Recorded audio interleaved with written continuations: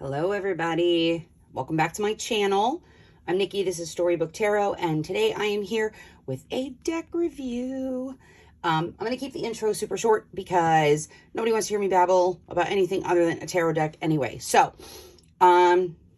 it was a couple days before Black Friday, and I was combing the interwebs for different like Black Friday sales and things like that. You know how people do during the holidays.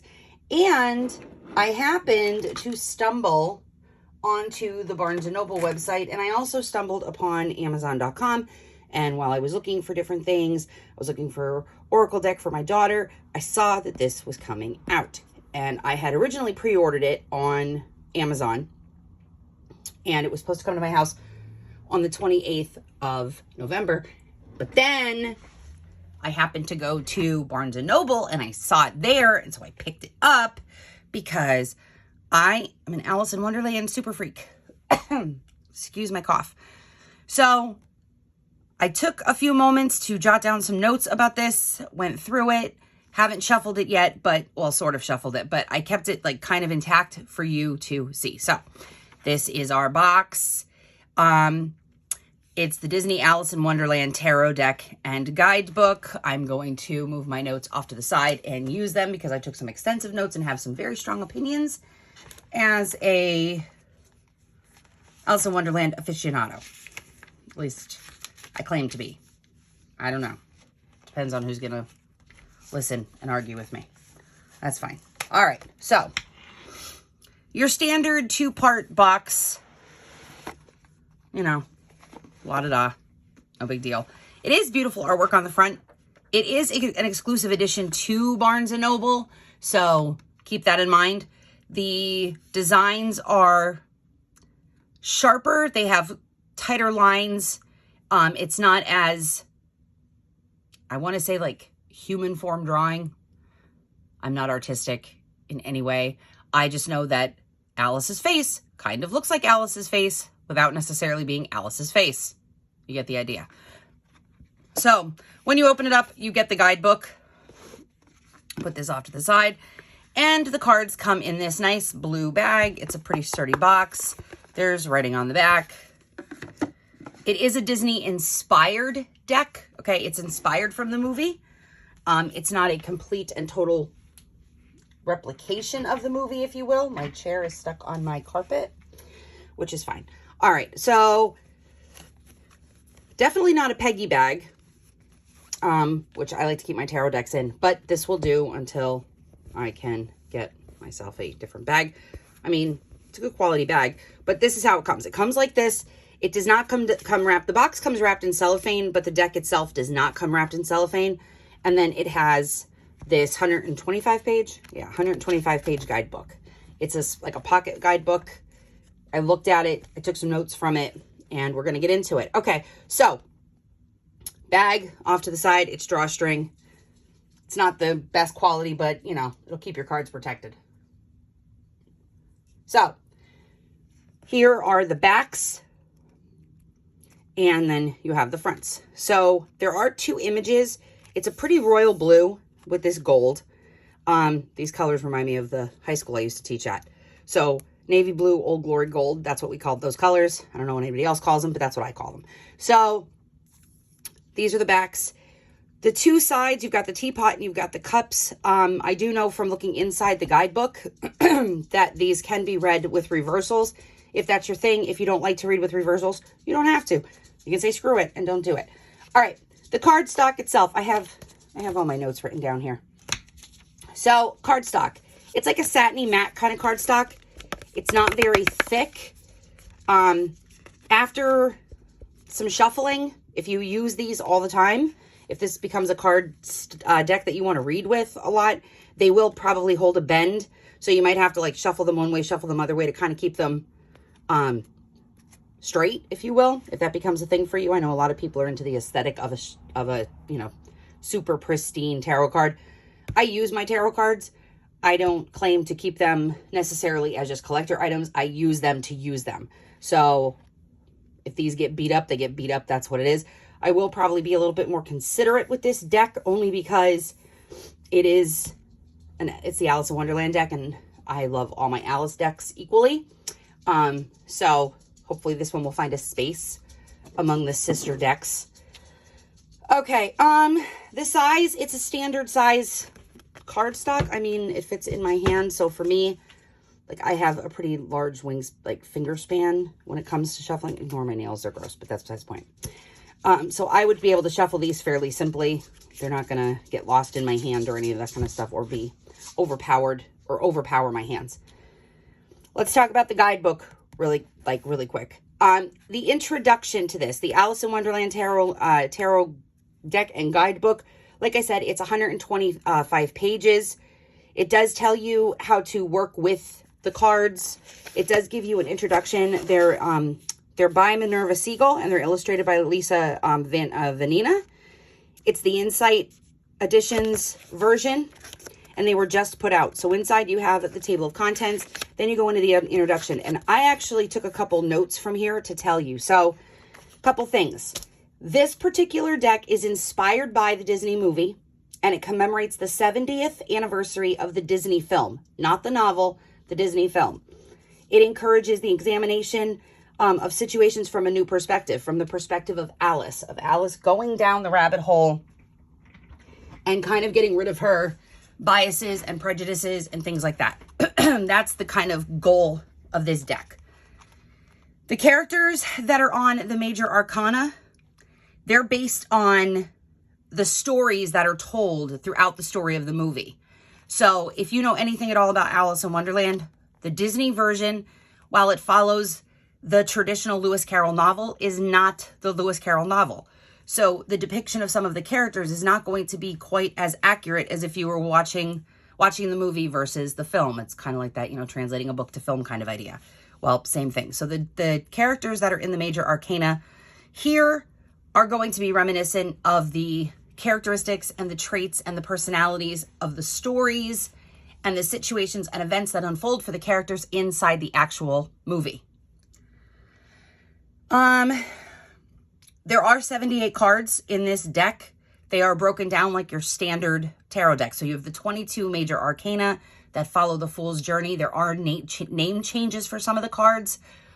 So if you are new to tarot, you might have to look up the differences. But if you are a seasoned tarot person, then you'll be able to recognize what card has a name change. And I'll show you a couple of them. The suits of the minor arcana are changed. So you have flowers, hedgehogs, spears, and cups. And your flowers are your wands. So they're your passion energy. Your hedgehogs are your pentacles, so your grounded earthly energy. Spears are swords, which is your air energy. And the cups are cups. They're the emotional energy. The court cards themselves, they are pictures. They're characters as well. And they do follow the traditional like card suit of a Rider-Waite-Smith deck. So the major arcana does follow that. The minor arcana, and you'll see that when I get to those, are more of a Pip Marseille style. So if you're looking for a deck that is straight Rider-Waite-Smith, this is not the deck that you would want to have. You might want a different type of Alice deck if Alice in Wonderland is your thing. Maybe like the Wonderland Tarot, or what is it? The Dame Darcy, Alice in Wonderland. However, if you are someone who likes the idea of the interpretations of the Pip style, where your minor arcana does not have pictures, but it has the suits in their playing card, their traditional playing card Marseille style of design, then this is a deck that you might like. So the artwork's good. I think that they represent the Disney characters in their situations a lot, like a significant portion. They look, you know, fairly true to form. I'm going to bring the camera down just a little bit so that you can see the pictures a little bit better. There we go. Okay, so like I said, the majors follow the Fool's Journey. And so let me take those right off the top so I can go through those with you quickly. I don't want this to be a super long video. Okay.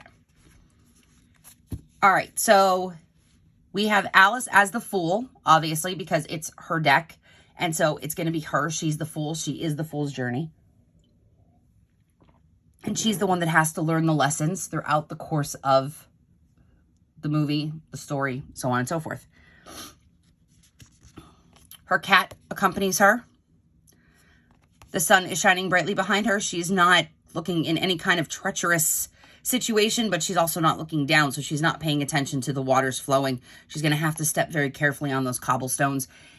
It's very, you know, reminiscent of the Rider-Waite-Smith, where the fool is like not paying attention to the cliff, and, you know, if he doesn't pay very close attention, he could fall off, you know, accompanied by the guide, the spirit animal, you know, the familiar, whatever term you want to use, but instead of it being a dog, it's the cat. So that's the Fool card. And like I said, it's like the shiny matte, like, or satiny matte, so it's like pretty smooth in your hand. I do like the cardstock, not gonna lie. It's not my favorite, but it's not my least favorite either. The Magician is the Mad Hatter. I think the Mad Hatter makes a great magician because, you know, we're all mad here, right? Everybody has a little madness inside them, but everybody has a little magic inside of them. So the fact that the Mad Hatter standing on top of the table, still in that same traditional Rider-Waite-Smith, as above, so below, the teapot and the teacup in his hand, one facing up to the sky, one facing down. The only difference is that this particular magician has his eyes closed and has a smile on his face, where most magician cards have a very stoic magician on them. I do like this representation, and I like the representation of all the colors of the different suits. So you have the reds, the greens, the yellow, the blues, the white for the air. I really do like that. I don't know if that was intentional, but I do like the color symbology that's in here as well. So now the Cheshire Cat comes in as the number 2 card. So this is one of those changes I was talking about. This is not, it's the High Priestess, but it's not the High Priestess card. It's the mystery card. So it takes the keyword or one of the key ideas of the High Priestess card and then puts it out there for you. And if you know anything at all about the Cheshire Cat, you know, the invisibility, not being seen, the all-knowing eye, if you will, being able to pull the deepest feelings out of you with just one simple phrase, like turn of phrase, or one statement that the cat makes. It's just beautiful. I like the contrast of the colors of the Cheshire Cat. I think they're captured the original cell quality of the Disney cat very, very well. The Queen of Hearts is the Empress, which I guess so. Yeah, I could see it. I don't see her necessarily as like the true matronly woman, but I mean, we have to allow for some liberty because it is based on a movie, or not based on, but inspired by. Sorry, inspired by. I don't want to use the incorrect term. It's inspired by the movie. The Emperor is the King of Hearts. The Hierophant is Alice's sister, and I think that's a great turn. I think that's an excellent representation of the Hierophant, the one who provides her counsel, her older sister, her wiser sister, her all-knowing sister, you know, the one who is scholarly and learned and more mature, or even in her own mind, more mature than her younger sister, Alice. The Lovers card has been switched to Tweedledee and Tweedledum, and I absolutely love this. This, I think, is a great card, and I wish more decks would do this, because Lovers cards are not always about the intimate, romantic type of love relationships. Sometimes it's looking at the lover as you and the other side of yourself. The two facets of you, the feminine energy and the male energy combining. I love this. Tweedledee and Tweedledum. This is probably my favorite card in the deck. I'm not even gonna lie. The Chariot, her in the bottle after she shrunk down and is in the sea. Strength. I love that representation in the flower. The Hermit, so the treacle mouse. The Wheel of Fortune. I need to go back. I have to go watch this movie again. I have to. This has inspired me to watch the movie. Justice. I freaking love that the gavel is bigger than the King of Hearts. I absolutely love. I mean, I've always loved that.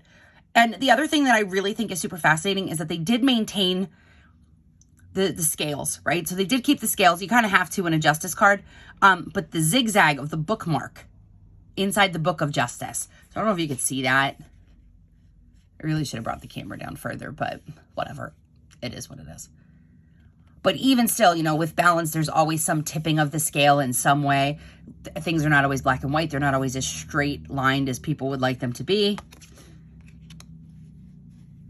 Suspension for the Hanged Man. I think this is fantastic.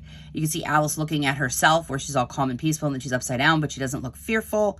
Everything's upright and, you know, falling around her. She's the only thing that's upside down because, of course, she's gone down the rabbit hole.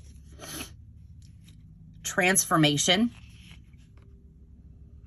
So this would be your death card, which obviously you've got transformation. So we've got the caterpillar, or the moth to the moth to the caterpillar, the caterpillar to the butterfly. Temperance, eat me, drink me, all things in moderation.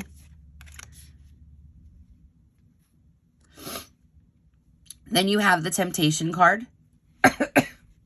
Oh, excuse me for 1 second. I'll be right back. Okay, I'm back. Sorry about that. I started to go into a sneezing and coughing fit. Okay, so we left off at the temptation card. So your temptation card would be your devil card. The walrus, you know, plays the cane or the flute, lures the oysters away, kind of like the Pied Piper of Hamelin. So don't always, you know, all right, let me just shift my camera just a little bit there. Sorry. You know, you have to beware of the false trickery and things like that, and getting in too far over your head. Alice's tower moment, that I think is great. She outgrows the house. Like, I think that's fantastic. And the poor little sad look on her face. She's so pathetic there in that picture. The star, this is great. There's that fluid energy. The fluid feminine energy is still there, where the, you know, the stem, the voluptuousness of the female energy, the petals wide open, the star all around.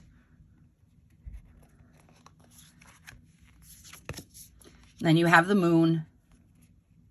Instead of the dog howling at the moon, you've got Alice, you know, very patiently on the rock, listening,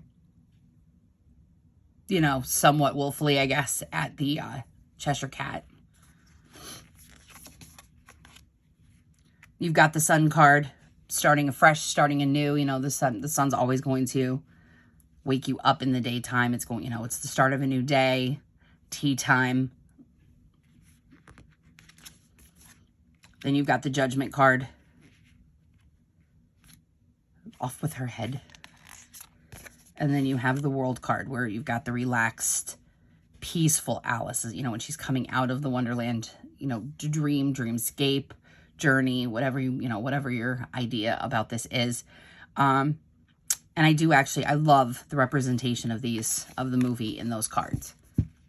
All right, then we move on to the minors. And so your minors, you've got your King of Flowers, the Queen of Flowers, the Knight of Flowers, Page. Then you have the One. So now this is where I was talking about. It's all the different flowers that were seen in the Wonderland movie. And they have that very Marseille Pip style, where understanding the concept of the tarot is going to be a little bit more significant, I guess. I particularly love actually seeing what's the word I was looking for? Like, I love seeing the Pip style, like where there's not a scene, where it's actually just the playing card style. Maybe it's because, I don't know, I've been reading cards for a long time, so, but I think there's a lot more interpretation, and you're not stuck in, you know, that picture. Don't get me wrong. I love the Rider-Waite-Smith style, and I love the pictures, and I love the scene and imagery and stuff like that. But there's just something about a deck.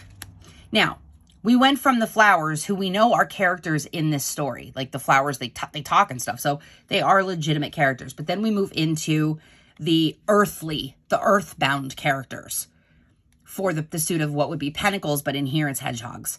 So we've got the King of Hedgehogs, which is the carpenter. And we just saw that, you know, Alice has busted through the house, and then the carpenter has to come in and fix it. The Jack of all trades, master of none. The Queen of the Hedgehogs. The Knight of the Hedgehogs, you know, the learned lizard He knows all. He's gained his knowledge. He's ready to go off into the world and explore, make his money, make his mark. And then the novice, just doing all of the learning. And I love the imagery there. So wait, get in focus. Get in focus, Nicole. Okay, there we go. All right. And then we go into the numbers. 1, 2. And they're little hedgehogs. And they're all little colors. And they're super cute and adorable. And I'm going to go fast through them because they just are what they are. They're really cute, though. Okay. Then we've got, again, the earthbound. Those that, you know, deal with the rationale and the logical. So you get the king and the spear. The king of spears. Then you get the queen of spears. Bossy Alice, too. Well, big Bossy Alice at this point. You know, big for her britches. Ready to tackle the world. You know, she towers over everybody. So she's kind of feisty and whatever. And she's, you know, pointing her finger at the Queen of Hearts. Who we all know is, you know, off with her head. She's angry and things have to be her way. And she's cold and she's calculating. So I think this is just a great image for that Queen of Spears card. The Knight of Spears. And the Page of Spears. Doing what he's told without necessarily thinking about the repercussions. I do love this. I love the traditional, you know, crossing of the 2 swords. Then you've got the 3 of spears. Sorry. The 3 of spears. The 4. I love these cards. I am an air sign. I am a Libra, so I have a penchant for anything that is swords energy. So these spears cards are absolutely phenomenal. And these take on a very strong Marseille tradition of what the spears look like. This is beautiful. I love the dominance of the red with the blue and the yellow backing. Oh my, I just love it. The primary colors, I think they're great. And then you get the King of Teacups. The Queen of Teacups. She's so cute. Oh, I can't even stand it. They're so cute. The Knight of Teacups. The Page of Teacups. And then the Teacups.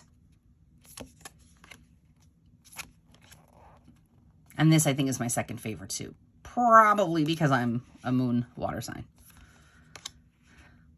So, yeah. So, these are the cards. Beautiful deck. I, myself, am thoroughly excited to have this deck in my collection. I am excited to read myself, read my daughter's cards, read client cards with these, especially if they, too, are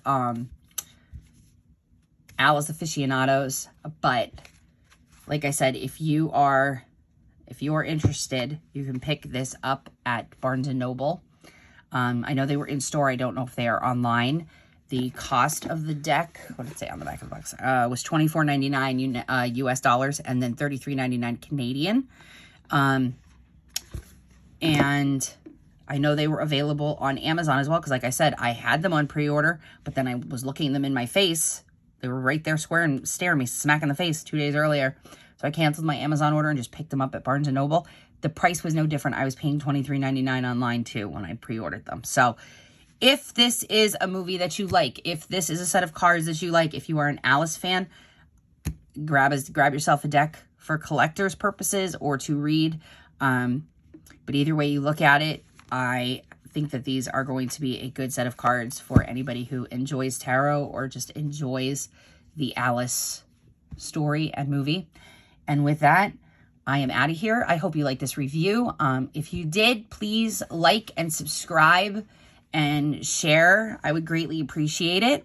I'm going to be doing year ahead spreads and more readings in the upcoming year. 2021 kicked me in the butt, but 2022 is a fresh new start. So, I also have planner stuff on this channel as well. So whether you like the planner stuff or you like the tarot stuff or you like it all together and combined, please subscribe to this channel and tell your friends to do the same thing. All right, until next time. Bye, y'all. Thank you.